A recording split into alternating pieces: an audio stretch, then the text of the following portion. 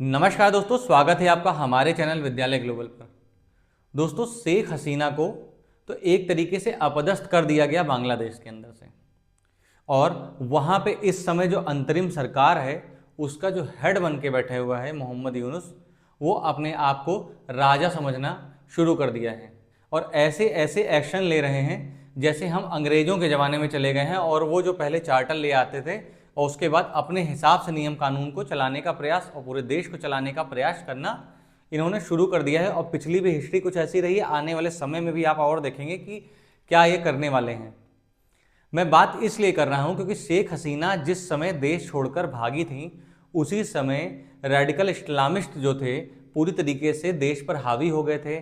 छात्रों का जो संगठन था वो पूरा सशस्त्र विद्रोह में तब्दील हो चुका था और शेख हसीना के जो प्रधानमंत्री आवास है उसमें घुस गए थे, अलग अलग तरीकों की अभद्रता कर रहे थे। इन अभद्रता के कारण जो भी सेना के द्वारा एक्शन लिया गया कि अब वहाँ के किसी तरह से स्थितियों को कंट्रोल में कर लिया जाए, उन स्थितियों को कंट्रोल में करने के समय ही कुछ हद तक कई सारे छात्रों की जान गई है।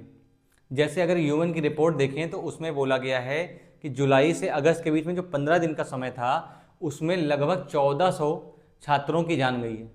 अब इसका पूरा जिम्मेदारी शेख हसीना के ऊपर डाल दी जाती है और कोर्ट में मुकदमा चलता है। और जब कोर्ट में मुकदमा चलता है, पूरी पैरवी होती है, सब कुछ होता है, शेख हसीना का इसमें कोई रोल नहीं है। एक तरफा मुकदमा ये चलना शुरू हो जाता है, सारे सबूत पेश किए जाते हैं, गवाह पेश किए जाते हैं और अब उनको फैसले का समय आ गया है। जो फैसला का समय आया है तो आप देख सकते हैं कि 17 तारीख है, 17 नवंबर को ये फैसला आना था। इस 17 नवंबर ही डेट क्यों चुनी गई, इसका एक सबसे बड़ा कारण जो था वो शेख हसीना का आज के दिन ही एनिवर्सरी है। मतलब एक तरीके से शेख हसीना से हर तरीके से बदला लेने का पूरा प्रयास किया जा रहा कि किसी भी स्थिति में इनको जीवित नहीं छोड़ा जाएगा, चाहे कोर्ट के थ्रू ले लीजिए, चाहे वहाँ पे मॉब जो उनके ऊपर हावी होने का प्रयास कर रहे थे, जो सेना के द्वारा भारत के इंटरप्शन से अपना देश छोड़कर आ गई हैं। तो अब ये जो है इनका मतलब कि एनिवर्सरी थी, इसी दिन ही इनको मौत की सज़ा सुना दी गई है। अब मौत की सज़ा सिर्फ ये नहीं सुनी, इनके साथ 2 लोग और हैं, टोटल 3 लोग ऐसे हैं जिनको मौत की सज़ा सुनाई गई है। जिसमें अगर आप ये बात करते हैं तो आप इसमें देखेंगे कि अदालत ने इसमें क्या क्या बातें रखी, क्या बात हुई है। तो इनके साथ इनके जो पूर्व गृह मंत्री हैं असदुज्जमान खान कमाल और पूर्व पुलिस प्रमुख चौधरी अब्दुल्ला अल मामून के साथ इनको दोषी ठहरा दिया गया है। अब जो ये हैं अल मामून, ये अदालत में क्या करते हैं कि ये सरकारी गवाह बन जाते हैं और जुलाई में जो भी प्रोटेस्ट हुआ था उसमें जो भी हिंसा करी गई थी सरकार ने, जिनको रोकने के लिए जो भी मारकाट मचाई थी, उन सब तरीकों की इसमें भूमिका को अपना इन्होंने मान लिया कि हाँ हम सब लोग इसमें शामिल थे, जिसमें मौत की सज़ा सुना दी गई। अब जो कोर्ट है उसने क्या क्या बात रखी, तो कोर्ट ने बोला है कि हिंसा भड़काई और छात्रों का हत्या का आदेश दे दिया। और 14 जुलाई को एक प्रेस कॉन्फ्रेंस करते हैं शेख हसीना। उस प्रेस कॉन्फ्रेंस के अंदर कुछ ऐसी बात वो बोल देती हैं जो अदालत ने माना है कि हिंसा में आग में घी डालने का काम किया, हिंसा जिससे और ज़्यादा भड़क गई। क्या किया है कि उन्होंने स्वतंत्रता सेनानियों और रजाकारों के वंशजों के बारे में अपमानजनक टिप्पणी की है, ऐसा कोर्ट में बोला गया। कोर्ट ने इसको माना भी क्योंकि एक सबूत पेश किया गया। उसके साथ साथ एक टेलीफोनिक बातचीत पकड़ी गई है जिसमें उसको भी एज ए सबूत के तौर पे पूरा इस्तेमाल किया गया है। और वो क्या है कि एक विश्वविद्यालय के उपाध्यक्ष हैं, उनको फ़ोन पे जब शेख हसीना बात कर रही थी तब उन्होंने बोला था प्रदर्शनकारियों को फांसी देने का निर्देश दिया और ऐसा किया भी गया। अब ये टेलीफोनिक सही है कि नहीं है, भाई न्यायालय में पेश कर रहे हैं तो क्या है, तो उसमें क्या हुआ, फॉरेंसिक जांच उसकी कर ली गई जिससे ये पूरा पता चल गया कि ये एआई वीडियो नहीं है। कितनी फॉरेंसिक जांच की गई, क्या किया होगा तो भगवान ही जानते हैं, क्योंकि जिस स्थिति में बांग्लादेश इस समय चल रहा है, आप वहाँ की स्थिति देखेंगे तो आपके खुद ही आंखें बड़ी हो जाएंगी कि वह देश अब इस स्थिति से उबर के कितने सालों के बाद जिस प्लेटफॉर्म पे था, जितनी तरक्की कर पाया था, उतने तक उसको पहुंचने में कितने साल लग जाएंगे। अब वहीं बात करें, इन्होंने छात्रों पे गोलीबारी करने का आदेश दिया, हेलीकॉप्टर और ड्रोन और घातक हथियारों का उपयोग करने का, इन्होंने इस्तेमाल करने का पूरा आदेश दिया। इन सब तरीकों का पूरा एक पैक तैयार किया गया है। इस पैक को सीधे अदालत में पेश कर दिया गया और मान लिया गया कि हाँ शेख हसीना ही इसमें दोषी हैं और इनको फांसी की सजा दी जाएगी। ये सब जब पूरी बात आगे बढ़ती है तो आप देख सकते हैं कि कोर्ट की भी वर्डिक्ट आई है। जो कोर्ट जब चल रही थी, देखिए सीधे सीधे कोर्ट ने क्या बोला था, देखिए ऐसी कुछ बातें कोर्ट में हो रही थी जब चल रहा था। देखिए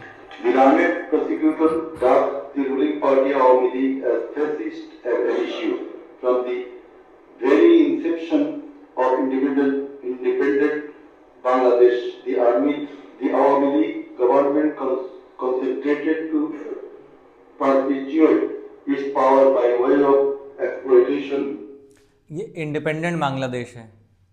इंडिपेंडेंट बांग्लादेश के साथ साथ यहाँ पे इन्होंने एक तरीके से इनको बोला गया है डिक्टेटरशिप, क्योंकि ये डिक्टेटर की तरह पूरा काम कर रही थी, अपने विरोधियों को कहीं भी खड़े नहीं होने दे रही थी। जो इनके विरोध में खड़ा होता था उसको या तो गायब करा दिया जाता था या मार दिया जाता था। इन सब तरीकों के भी पूरे आरोप इनके ऊपर लगाए गए हैं। अब डिक्टेटरशिप कौन है, कि शेख हसीना है कि मोहम्मद यूनुस है, इसका फैसला आप करिए और जो आपका फैसला उसे कमेंट बॉक्स में हमें ज़रूर बताइएगा। अब इसके साथ ही जब हम आगे बढ़ते हैं और इसमें देखते हैं तो जाहिर सी बात है, जब शेख हसीना के तक बात जाती है, जाहिर सी बात है भारत में रह रही हैं, जब ये वर्डिक्ट सुनाई गई तो इन्होंने इससे पहले ही आह्वान किया था कि हमारी जो आवामी लीग पार्टी है उस पर से प्रतिबंध हटा दिया जाए और वो जो अपने देश में कार्य होते हैं उन कार्यों को अंजाम देना वो मतलब आसानी से अंजाम दे सकें। इसी के साथ साथ उन्होंने ये भी बोला था कि लॉकडाउन जैसी स्थिति हम बना देंगे देश के अंदर अगर हमारी आवामी लीग की पार्टी को एक तरीके से इन पर से प्रतिबंध नहीं हटाया जाता। अब यहाँ पे बात देखिए सीधी आती है कि प्रधानमंत्री जो उस देश की थी वो भारत में बैठकर केवल एक स्पीच देती है और बांग्लादेश में आग लग जाती है।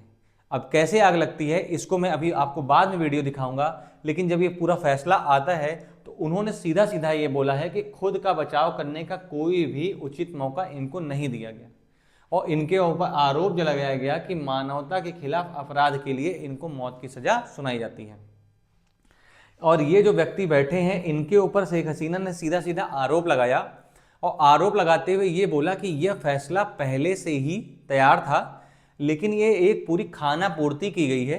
ये सबूत पेश करना, महीनों तक पूरा अदालत में मतलब पूरा बहस करना, जब एक पक्ष जो सामने वाला पक्ष है वो अपनी बात मजबूती से रख ही नहीं पा रहा तो इसको एक तरफा फैसला ही बोला जाएगा और सारा जिम्मेदारी इनके ऊपर छोड़ दी। अब ये जो मोहम्मद यूनुस है इन्होंने, आप अभी इससे पहले मैंने वीडियो बनाई है, लिंक मैं डिस्क्रिप्शन में डाल दूंगा, आप उसमें देख लीजिएगा, जिसमें मैंने बनाया था जुलाई चार्टर के ऊपर। अभी जुलाई चार्टर लाए थे तो इसमें इन्होंने बहुत बड़ी बड़ी बातें की थी, जिसमें इन्होंने साफ बोला था कि हम संविधान में कुछ ऐसे बदलाव लाएंगे ताकि बांग्लादेश अब आगे तरक्की कर सके और आने वाले समय में चुनाव जो इन्होंने फरवरी में कराने का वादा लिया है उसकी पूरी भूमिका तैयार करने के लिए इन्होंने परिवर्तन किए। इन सब तरीकों की बात इन्होंने चार्टर में की, लेकिन जितनी भी इन्होंने बातें की हैं उतना धरातल पे होता कुछ भी नहीं दिख रहा है। ये बात मैं इसलिए कह रहा हूँ क्योंकि जैसे ही आप इसमें आगे बढ़ेंगे और आप देखेंगे कि मोहम्मद यूनुस ने जो शेख हसीना का पैतृक निवास स्थान था, मतलब कि बंगबंधु शेख मुजीबुर रहमान, इनके घर पर बुलडोजर भेज दिया। अब इधर फैसला या उधर बुलडोजर, मतलब एक तरीके से जो इनकी ऐतिहासिक विरासतें थी, जो धरोहर इनके पास है, भाई जाहिर सी बात है 1971 में जब बांग्लादेश पाकिस्तान से अलग होकर नया देश बना तो शेख मुजीबुर रहमान ही है जो इस देश की रचना करने वाले हैं। अब जब ये देश की पूरी रचना करने वाले व्यक्ति की निशानियां ही मिटा दी जाएंगी तो जाहिर सी बात है कि ये एक तरीके से राजतंत्र को ही दिखाता है, इसमें लोकतंत्र की कहीं कोई जगह नहीं है। अब जब इन सब तरीकों की खबर आती है तो उसमें एक सोशल मीडिया पे वीडियो भी जारी की जाती है जिसमें ये बोला जाता है कि रेडिकल मॉब है जो इस समय मुजीबुर रहमान या कह लें कि शेख हसीना के पैतृक निवास, मतलब उनकी जो निजी संपत्ति उसकी तरफ बढ़ रही है। आपने देखा होगा जब जुलाई में शेख हसीना भागकर आई थी भारत, उससे पहले भी बांग्लादेश की पूरी स्थिति ऐसी थी, वैसा ही कुछ स्थिति अभी आपको इस वीडियो में देखने को मिलेगी। अब आप इसमें देखेंगे कि ये जो रेडिकल मॉब है वो किस तरीके से शेख हसीना के निजी पैतृक आवास की तरफ कैसे भाग रही है। अभी देखें,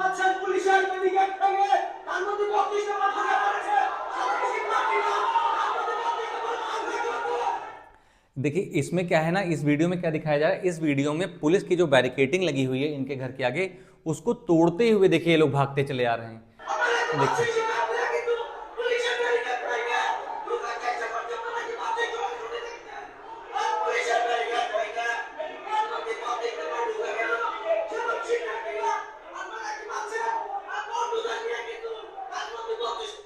अब यहीं पे आप देख सकते हैं कि कितना ज़्यादा सुरक्षित इस समय बांग्लादेश में रहना है, या बांग्लादेश में जो प्रधानमंत्री रह चुकी हैं, इतने लंबे समय से वो प्रधानमंत्री पद पर रह चुकी हैं, बांग्लादेश को एक नई ऊंचाई पे पहुंचाने का भी इन्होंने काम किया। चलिए मान लीजिए प्रधानमंत्री पद से उनको हटा दिया गया, उनको मौत की सज़ा सुना दी गई, लेकिन पैतृक आवास पे बुलडोजर चलाना और पैतृक आवास को हटाने का क्या अभिप्राय बनता है, और उसमें सरकारी हस्तक्षेप होता है तो बात अलग है, लेकिन ये मॉब्स जो वहाँ पे रेडिकल हैं, ये वहाँ पर भाग रही हैं, वे ये तोड़ने का काम करें, इसका क्या मतलब बनता है। अब इन स्थितियों को देखते हुए अब उसके बाद आप देखेंगे कि भारत की तरफ से भी पूरा एक स्टेटमेंट आ गया है, और उस स्टेटमेंट में भारत ने सीधा सीधा यही बोला है कि जो बांग्लादेश के अंतर्राष्ट्रीय अपराध न्यायाधिकरण है, उसने जो भी फैसला दिया है उन्होंने उस पर पूरा ध्यान दे दिया है। ध्यान देने के साथ साथ एक निकट पड़ोसी के रूप में भारत बांग्लादेश के लोगों के सर्वोत्तम हितों के लिए प्रतिबद्ध हैं। अब कैसा हित कि देश में शांति आ जाए, शांति के साथ साथ स्थिरता आ जाए, समावेशिता आ जाए, साथ साथ में क्या कहना है कि भारत का लोकतंत्र बहाल हो जाए, लोकतंत्र हो जाए। लोकतंत्र भारत ने वर्ड क्यों लिया है कि लोकतंत्र बना रहे। अभी कैसी स्थिति है वो आप सब बहुत अच्छी तरीके से जानते हैं कि आए दिन रोड पे प्रोटेस्ट ही हो रहा है। अब मोहम्मद यूनुस के खिलाफ प्रोटेस्ट होना शुरू हो गया है, इससे पहले शेख हसीना के खिलाफ प्रोटेस्ट हो रहा था। अब यहाँ पे जब इसमें भारत अपनी बात रखता है तो उसके तुरंत बाद ही बांग्लादेश की तरफ से एक प्रेस विज्ञप्ति जारी होती है जिसमें बहुत बड़ी बात भारत के लिए कही जाती है। अब उसमें क्या कहते हैं कि जो अपदस्थ प्रधानमंत्री शेख हसीना हैं उनके बारे में जो फैसला आया है मौत की, तो भारत के यहाँ ही शेख हसीना अस्थायी रूप से यहाँ रह रही हैं। तो यहाँ रह रही हैं तो उन्होंने बोला है कि हमारे और आपके बीच में प्रत्यार्पण संधि हुई है, मतलब भारत और बांग्लादेश के बीच में प्रत्यार्पण संधि हुई है। कोई आतंकवादी, कोई अपराधी अगर हमारे देश से बांग्लादेश या बांग्लादेश का यहाँ भागकर आ जाता है तो हम उसको पकड़ के उसके देश में उसको सौंप सकते हैं।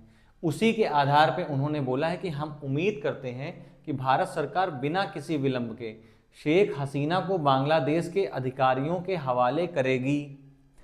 अगर यह भारत के लिए बाध्यकारी दायित्व भी है, क्योंकि भाई जाहिर सी बात है हमारे बीच में एक प्रत्यार्पण संधि हो चुकी है। अब उसी के साथ साथ क्या है कि साथ ही यह भी कहा गया कि यदि कोई देश उन्हें आश्रय देता है तो यह अत्यंत दुर्भाग्यपूर्ण होगा और न्याय प्रक्रिया में बाधा मानी जाएगी। एक तरीके से दांव इन्होंने भारत की तरफ छोड़ दिया है कि क्या भारत अब शेख हसीना को बांग्लादेश को देने को तैयार हो जाता है, या शेख हसीना यह भारत छोड़कर किसी अन्य देश में शरण ले लेंगी।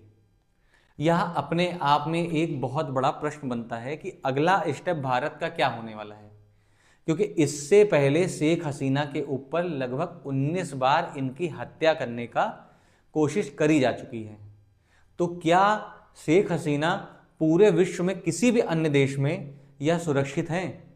क्योंकि भारत शेख हसीना का पूरा समर्थन करता है, क्योंकि जब तक शेख हसीना बांग्लादेश में प्रधानमंत्री के तौर पर कार्यरत थीं तब तक बांग्लादेश की धरती का किसी भी तरीके से भारत विरोधी गतिविधियों के लिए इस्तेमाल नहीं किया गया है। इसीलिए भारत ने हमेशा से शेख हसीना का साथ दिया है। तो अब जब उनकी ही अदालत ने, उनकी देश की अदालत ने उनको मौत की सज़ा सुना दी है, तो क्या अब भारत शेख हसीना के साथ खड़ा होगा या इनको प्रत्यार्पित करेगा, या इनसे कहेगा कि आपकी मदद मैं नहीं कर पाऊंगा, प्रत्यार्पण चलिए मैं नहीं करता हूं, तो आप हमारा देश छोड़ दें और किसी अन्य देश में जाकर शरण ले लें। अब यहीं पे सबसे बड़ी बात है कि आपके इसमें क्या विचार है, भारत क्या स्टेप लेने वाला है, इसको कमेंट बॉक्स में हमें ज़रूर बताइएगा। अब इसके साथ साथ मैं आपसे एक बात और कहता हूँ कि ये बात हो गई पूरी। कोर्ट का जब फैसला आने वाला था तो शेख हसीना ने जो पूरा आह्वान किया था आवामी लीग से, अपनी पार्टी से, कि लोग सड़क पे आएँ, इसका विरोध करें, तो वहाँ देखिए कैसी स्थिति बनी हुई है पूरी तरीके से। अब मैं पहली वीडियो आपको एक ऐसा दिखाऊंगा जहाँ पे ये देखिए कि क्या बांग्लादेश में लोकतंत्र है। अब यहाँ पे दिखाऊंगा तो आप ये देखिए, यहाँ पे ये पुलिस है, ये देखिए किस तरीके से पुलिस को लात मार रहे हैं, पुलिस को लात मारा जा रहा, पुलिस के ऊपर आधे वर्ष फेंके जा रहे हैं, पत्थरबाजी की जा रही है। मतलब वहाँ की पुलिस ही एक तरीके से इस समय कानून व्यवस्था को स्थिर करने में कामयाब नहीं हो पा रही है। पुलिस के हाथ से सारी चीज़ें निकल चुकी हैं। अब वहाँ पे पूरी सेना को लगा दिया गया है, बॉर्डर के जो इनकी सिक्योरिटी फोर्स है उसको लगा दिया। अब ये आवामी लीग के लोग हैं, देखिए सब सड़क पे निकल आए हैं और सड़क पे निकलने के बाद इन्होंने एक आह्वान किया, देखिए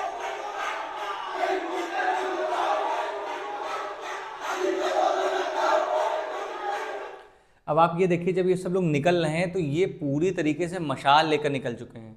अब जहाँ भी बांग्लादेश का एक नियम बन गया है कि अपनी कोई भी बात हमको रखनी है तो हम रखेंगे कैसे, सड़क पे पहले उतर आएंगे, आगजनी करेंगे, तोड़ फोड़ करेंगे।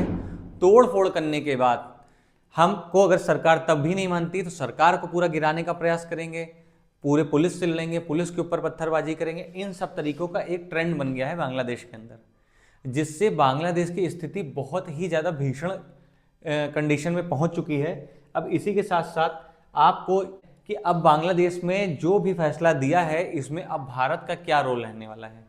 अब उसके साथ साथ हमारा जो चैनल है विद्यालय ग्लोबल, इसको सब्सक्राइब करना बिल्कुल भी मत भूलिएगा। हमारे वीडियो में लाइक करना तो आप बिल्कुल ना भूलिए, ताकि हमारी वीडियो आपके तक लगातार पहुंचती रहे। नमस्कारम।